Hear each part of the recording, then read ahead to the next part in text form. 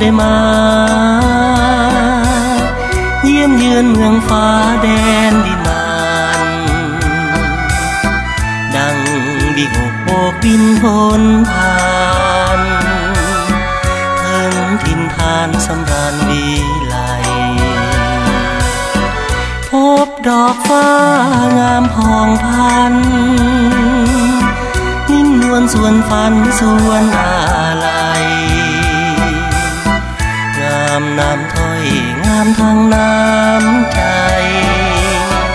ส่วนหลงไหลอยู่ทุกเวลาหูดีว่าฟ้าผู้ฟ้าสูงส่งหูดีว่าหงเคียงหงโสภาหูตัวว่าทำต้อยน้อยวาสนาจึงเฝ้ามองฟ้าอย่างเสียดายแฟนปองฮักคงบ่สม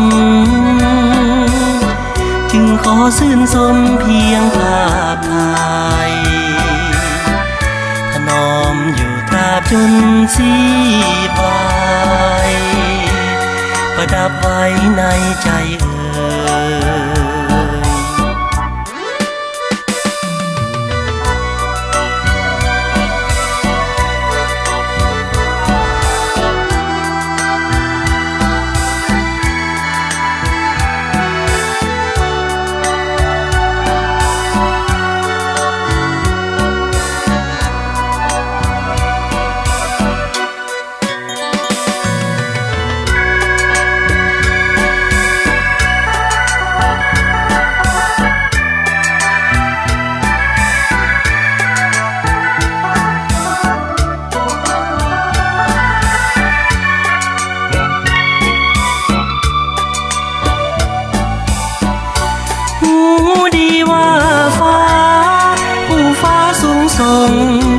หู